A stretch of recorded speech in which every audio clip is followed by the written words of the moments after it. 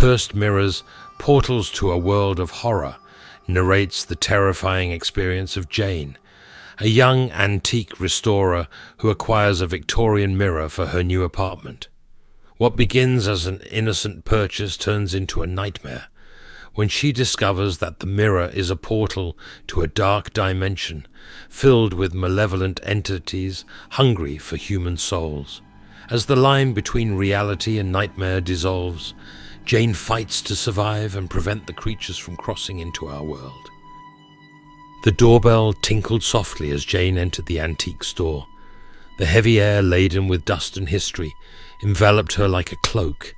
Her eyes, accustomed to the bright streetlight, slowly adapted to the interior's dimness. Shelves crammed with curious objects forgotten by time stretched as far as the eye could see. Jane wandered through the narrow aisles, her fingers gently sliding over old furniture and mysterious trinkets. As an antique restorer, she knew the hidden value in each piece. But that autumn afternoon, it wasn't work that brought her there. Her new apartment, still empty and impersonal, cried out for something special, something that could turn it into a home. Then she saw it, leaning discreetly in a dark corner, almost as if it didn't want to be noticed, was a full-length Victorian mirror. Its ornate frame, once golden, now displayed a patina darkened by time. The glass, slightly frosted in some spots, seemed to absorb the dim light rather than reflect it. Jane felt a shiver run down her spine as she approached. Something about the mirror drew her in a way she couldn't explain. Her reflection seemed different, sharper, more alive than it should have been in that dim light. "I see you found our little treasure," said a raspy voice behind her, making her jump. The store owner, an elderly man with eyes that seemed to have seen too much, smiled enigmatically. "This mirror has quite a story, you know. They say it belonged to a Romanian countess in the 19th century. She mysteriously disappeared shortly after acquiring it." Jane laughed nervously, trying to dispel the sudden tension. "Well, I hope that's not a bad omen. How much does it cost?" The old man hesitated for a moment, his eyes shifting between Jane and the mirror.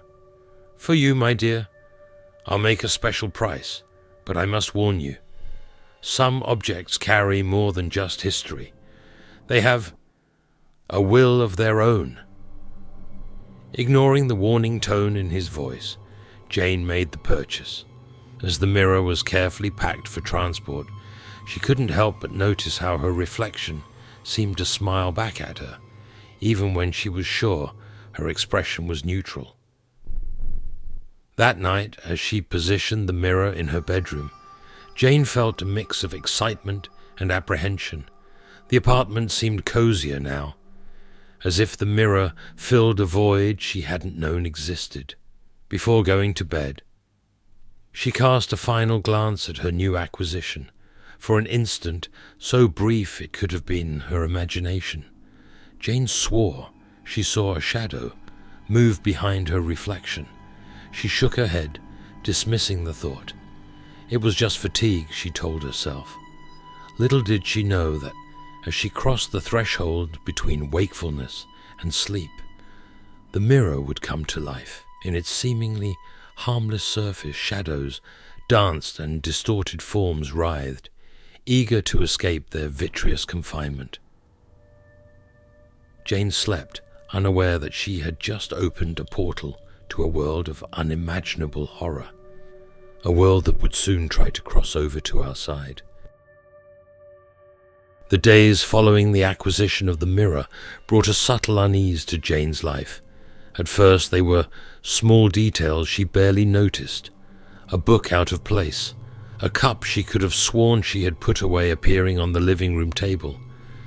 Easy to attribute to distraction, to the fatigue of long hours restoring antique pieces.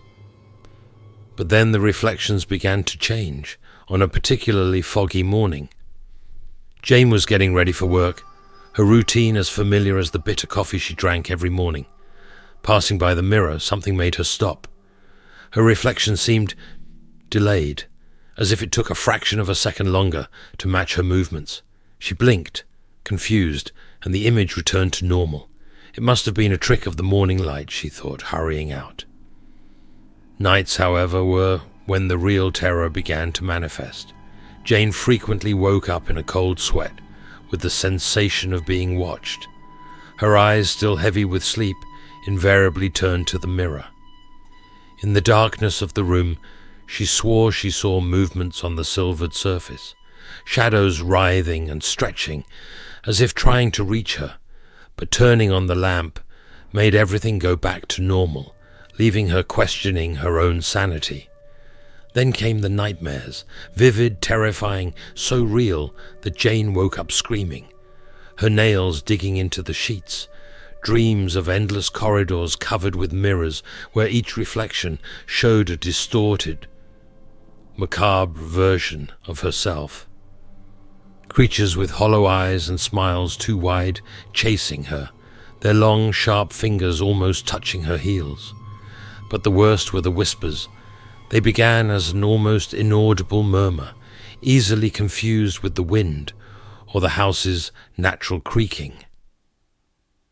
Gradually they became more distinct, more insistent. They came from the mirror, she was sure, even though part of her mind refused to believe it. Jane. Asterisk, the voices called. A dissonant chorus of whispers. Come to us, Jane. We are waiting. Asterisk, one night. Unable to bear it any more, she covered the mirror with a sheet.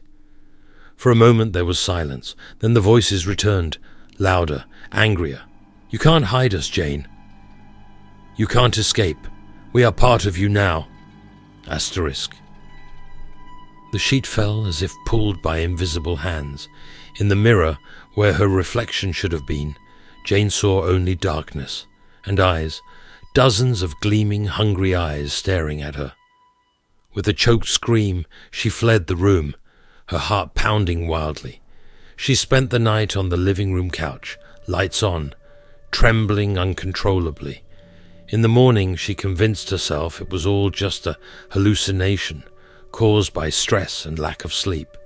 But a part of her, the part that still vividly remembered the eyes in the mirror, knew that something terrible had awakened in her home, and it was just beginning. The days that followed were tormenting for Jane. Fear and lack of sleep began to affect her work and social life. Determined to find answers, she decided to investigate the mirror's history. Her first stop was the antique store, however. The old owner seemed to have vanished. The store was closed with a "for sale" sign on the dusty window. A shiver ran down Jane's spine as she recalled the man's enigmatic warning. Undeterred, Jane plunged into frantic research. Endless hours at the local library and on obscure internet forums began to reveal a disturbing pattern. The mirror, or very similar objects, appeared in scattered reports over the centuries. An entry in an 18th century diary caught her attention. The Countess's mirror is an abomination. It devours souls and dreams. Those who possess it are cursed, condemned to face horrors beyond human comprehension. May God have mercy on us. Jane discovered that the mentioned Countess was Erzsébet Bathory, an infamous historical figure known as the Blood Countess. According to legends, Bathory had commissioned the mirror from an alchemist seeking the secret of eternal youth. The result was an artifact that opened a portal to a dimension of nightmares. As she delved deeper, Jane found reports from previous owners of the mirror. All followed a sinister pattern, starting with small anomalies, progressing to terrifying visions, and ending in mysterious disappearances or unexplained deaths. A 1923 newspaper article reported the case of an entire family that disappeared without a trace. The only clue was an ornate mirror found shattered at the scene. The descriptions matched perfectly with the mirror in her bedroom. With trembling hands, Jane found an online forum dedicated to the occult. There, an anonymous user posted a chilling theory. The Countess's mirror is not just a portal, it's a prison.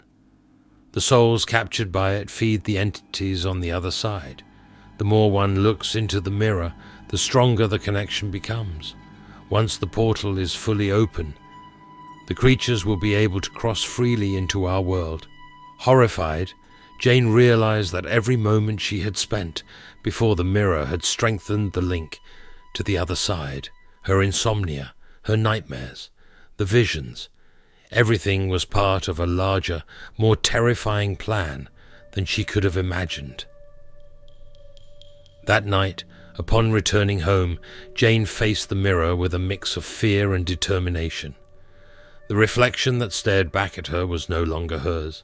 A distorted, dark version of herself smiled maliciously, her eyes black as bottomless pits. "Welcome back, Jane," whispered the creature in the mirror, its voice a cacophony of 1,000 stifled screams. "We've been waiting for you. It's time to join us." Ethereal hands began to emerge from the mirror's surface, reaching for her. Jane recoiled, her heart hammering in her chest. She knew she could no longer deny the truth. The mirror was a portal to a nightmare realm, and she had inadvertently fed it with her fear and fascination. Now, the entities on the other side were ready to claim their prize, and Jane was the key to fully opening the portal between the worlds. Jane's apartment, once a cozy refuge, had turned into a battleground against the supernatural. The entities, now aware that she knew the truth about the mirror, abandoned all pretense of subtlety. The first manifestation occurred in the dead of night. Jane woke to the sound of dragging footsteps coming from the living room. Her body froze in fear, eyes fixed on the bedroom door. A shadow slid under the crack, a dark, amorphous mass that seemed to pulse with a life of its own. "It's not real," she murmured to herself, closing her eyes tightly. But the sound of the doorknob slowly turning proved otherwise. The door creaked open, revealing a tall, skeletal figure. Its grey skin stretched over protruding bones. Where a face should have been, there was only a hungry, empty void. The creature advanced, its movements erratic and unnatural. With a choked scream, Jane jumped out of bed and ran to the bathroom, locking herself inside. She spent the night curled up against the door, listening to the scratching and whispers on the other side. In the morning, there was no sign of the creature, but the apartment was in chaos. Furniture overturned, objects broken, walls covered in deep scratch marks. In the center of the living room, the mirror remained untouched, its reflection showing a mocking smile from the distorted version of Jane. The manifestations only worsened from there. Objects moved on their own, sliding across rooms or being violently thrown.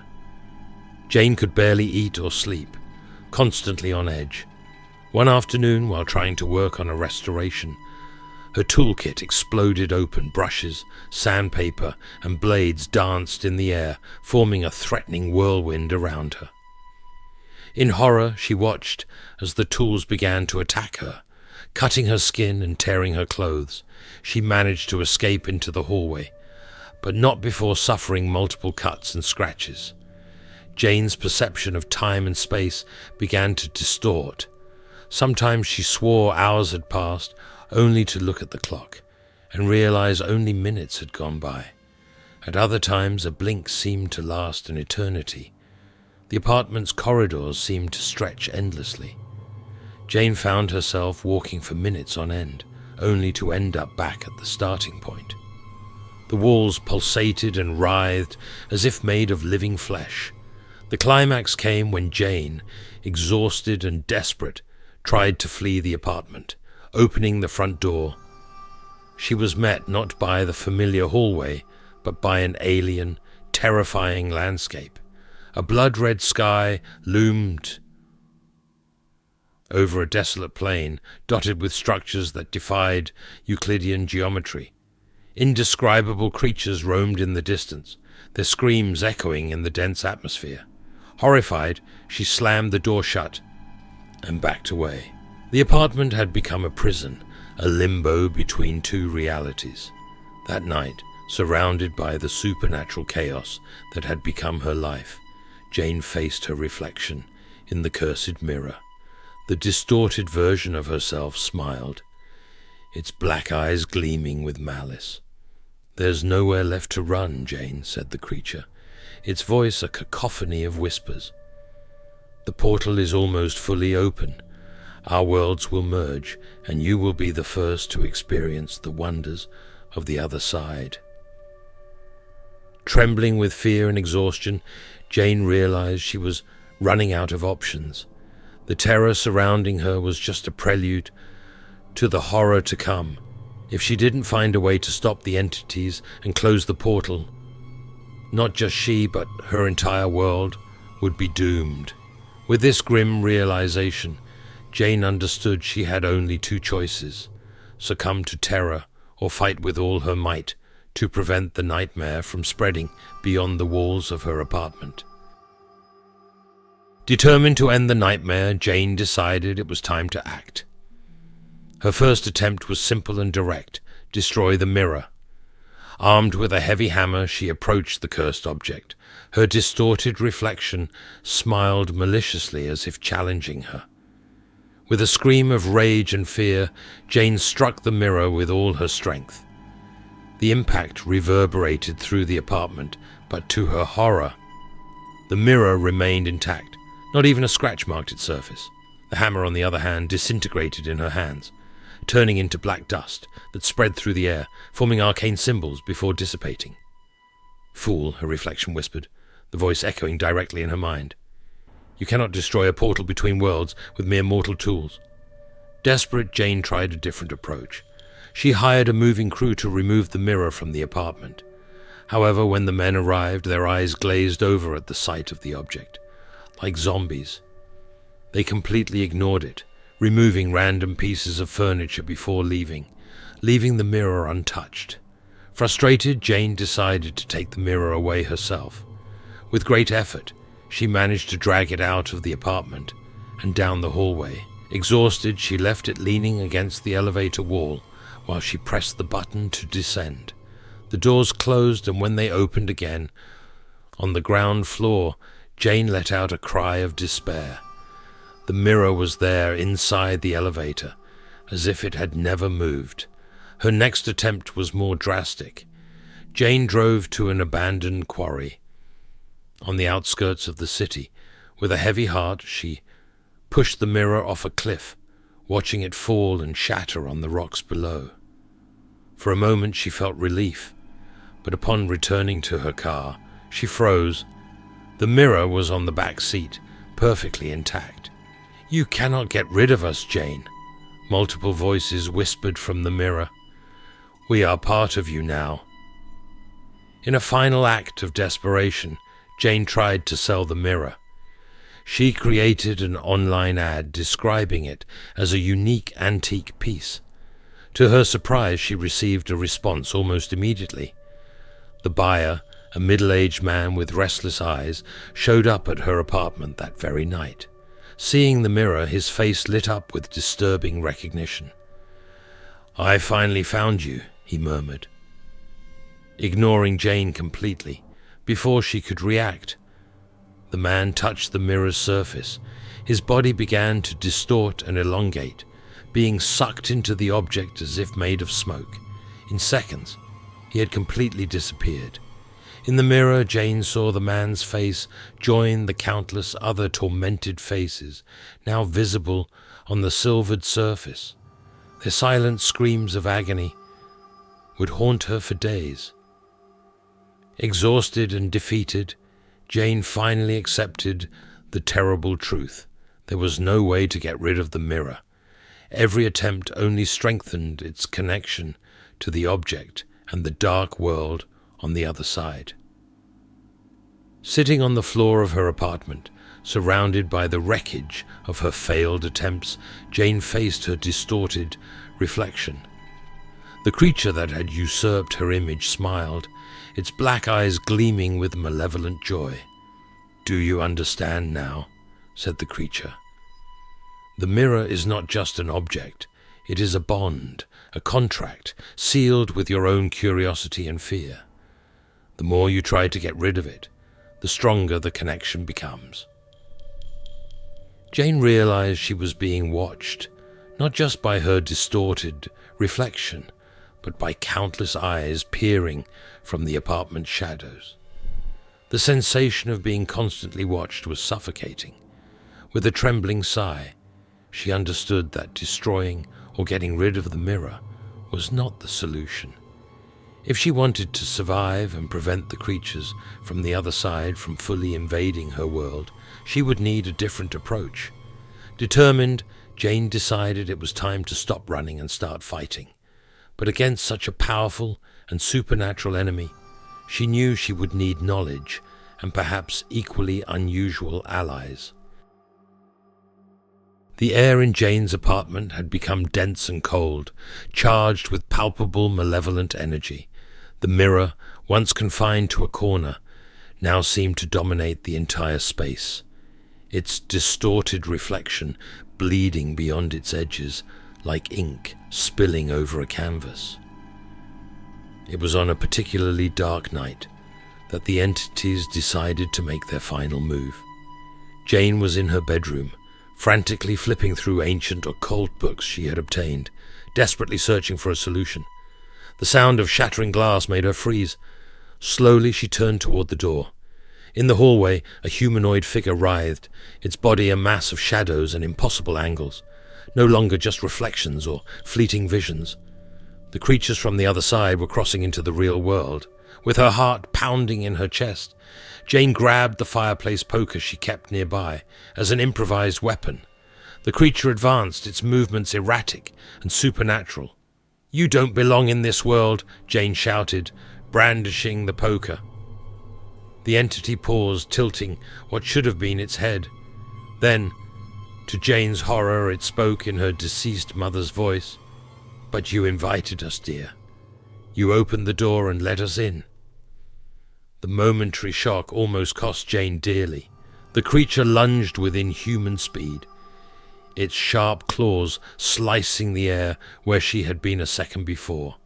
Jane rolled to the side, the poker connecting solidly with the entity's body. To her surprise, the creature howled in pain, retreating. The iron of the poker seemed to cause it real damage. Taking advantage of the momentary respite, Jane ran to the living room, only to be met with a scene straight out of her worst nightmares. The mirror now occupied the entire wall, its surface undulating like liquid mercury. Tentacles of darkness emerged from it, bringing with them more misshapen creatures. Amid the chaos, a fallen book caught her attention. It was an ancient grimoire she had acquired from an esoteric shop days before, hoping to find answers. A page was open, revealing an arcane ritual. "The Ritual of Sealing Mirrors," read the title. The instructions described a process to seal dimensional portals using a mixture of salt, sacred herbs, and the blood of the involuntary summoner. Jane realized with a mix of hope and dread that she was the involuntary summoner. Her blood was the key to closing the portal. But before she could act, she was surrounded. Creatures of all shapes and sizes, some almost human, others completely alien, advanced slowly. Their eyes, when visible, gleamed with a primordial hunger. So close to freedom, they whispered in unison, their voices a cacophony of sounds that shouldn't exist in this plane of reality. "Your world will be our playground, and you our gateway." Jane, cornered, clutched the iron poker tightly. Her mind raced, trying to formulate a plan. The ritual was her only hope, but to perform it, she needed to reach the mirror and survive long enough to complete the process. The entities advanced, their forms merging into a mass of darkness and horror. Jane closed her eyes for a moment, gathering all her courage. When she opened them again, they were filled with fierce determination. With a cry of defiance, she charged into the wall of creatures, the iron poker cutting through the air in a deadly arc. The battle for the survival of two worlds had begun, and Jane knew that the price of victory might be her own life. But if that was the cost to prevent the nightmare, from spreading beyond the walls of her apartment, she was willing to pay it. Jane's apartment had become a battlefield between dimensions. The air vibrated with supernatural energy, and the walls seemed to pulse as if they were alive. At the center of it all, the giant mirror dominated, its surface a maelstrom of darkness and tormented faces. Jane, wounded and exhausted but determined, dragged herself to the center of the living room. With trembling hands, she began preparing the ritual. Coarse salt was spread in a circle around the mirror as she muttered ancient words of protection. The creatures, realizing her intentions, intensified their attack. Shadowy tentacles lashed through the air, trying to grab her. Deformed faces emerged from the walls, screaming in a cacophony of terrifying voices. "You cannot stop us," roared the entities. "Your world is already ours." Ignoring the chaos around her, Jane lit candles at the cardinal points of the salt circle. The pungent smell of burning sacred herbs filled the air, momentarily overpowering the creature's putrid odor. With the circle complete, Jane took a ritual dagger she had obtained in her frantic search for a solution. The blade gleamed with arcane inscriptions. "Blood of the involuntary summoner," she murmured, recalling the grimoire's instructions. Without hesitation, Jane cut the palm of her hand. Drops of blood fell onto the salt, which began to glow with a supernatural light. The entities, realizing they were about to lose their chance to fully cross over, launched a desperate assault. The salt barrier trembled under the impact of their attacks. Jane began chanting the incantation, her voice gaining strength with each word. The mirror started to vibrate, its surface rippling violently. By ancient and new powers, by bloodshed and sacrifice offered, I seal this portal, Jane shouted, pressing her bloody hand against the mirror's surface. A deafening scream echoed through the apartment, as if thousands of voices were howling in agony. The mirror began to crack, lines of light spreading across its surface. Jane felt a powerful force pulling her toward the mirror. Chaotic images flashed before her eyes, alien worlds, indescribable creatures, abysses of eternal darkness. With a final effort of will, she shouted the incantation's last words. A blinding explosion of light filled the apartment. Jane felt herself being thrown backward, her body colliding painfully with the opposite wall.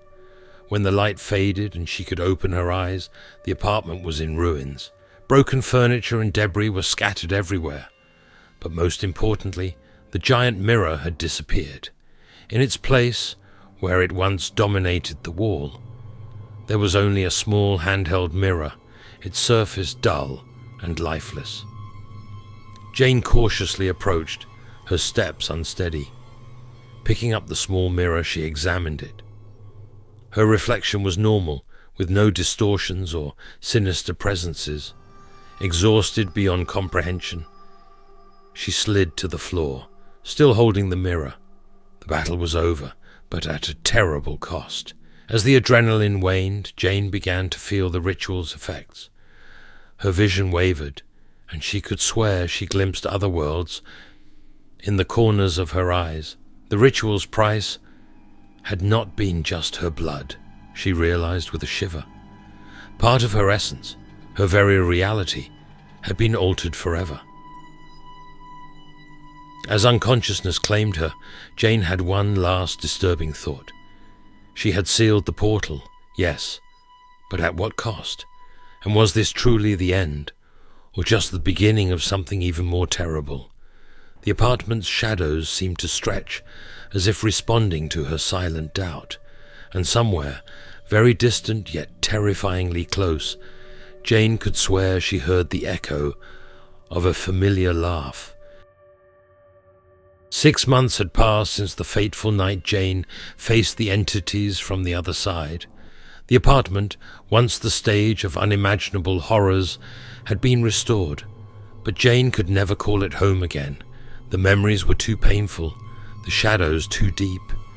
Now she lived in a small house on the outskirts of the city.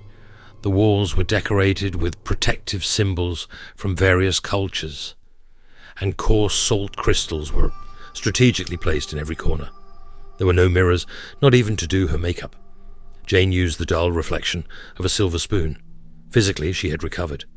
The cuts and bruises had long since disappeared, but other marks remained. Her hair, once dark brown, was now streaked with white, a visible reminder of the terror she had faced. Her eyes, once lively, now carried a depth that spoke of things seen beyond the veil of reality. Jane never worked as a restorer again. The touch of old objects made her tremble, unwanted memories of the Victorian mirror surfacing. Instead, she dedicated herself to writing horror stories her editors praised for their chilling authenticity. Little did they know that each story was an attempt to exorcise the demons of her past. The small handheld mirror, the only remnant of that terrible night, was locked in an iron safe wrapped in silver chains. Jane knew she should destroy it, but something always stopped her. Maybe it was fear. Maybe it was the feeling that it still had a role to play in a larger story. Sometimes, usually on the darkest nights, Jane would wake with the sensation of being watched. Her eyes would sweep the room, looking for shadows moving of their own accord, and for a fleeting moment she could swear she saw a distorted reflection in the corner of her vision, a familiar smile that wasn't hers. In her research after the incident, Jane discovered she wasn't alone. Others had faced similar horrors throughout history. Some succumbed, others survived, but all were changed forever. She began corresponding anonymously with occult scholars and survivors of paranormal events. Together they formed a discreet network dedicated to investigating and, when necessary, combating supernatural threats. The knowledge Jane had gained from her ordeal became a powerful weapon in this secret war against the shadows. Still, on the quietest nights, when the wind whispered ancient secrets, Jane would find herself looking at the locked safe. The handheld mirror inside seemed to call to her, promising answers to questions she barely dared to ask. Was the portal truly closed, or merely dormant, waiting for the right moment to reopen? And Jane, with her blood used in the ritual, was she still entirely and completely human? Or had she become something more, a bridge between worlds? As the moon cast unsettling shadows across the room, Jane knew one thing for certain. Her battle against the forces of darkness was far from over. It was just the beginning of a greater journey, one that would take her to the edges of reality and beyond. For some mirrors, once crossed, leave eternal marks on the soul, and Jane would carry those marks as both a burden and a gift for the rest of her days. The story of Jane and the cursed mirrors is just one among many. Waiting in the shadows, in every old object, every forgotten corner, there may be a portal to a world of unimaginable horror. Stay tuned for the next tale by Draven Nocturnus, where new terrors and mysteries await those brave enough to face them. Until the next night of terror.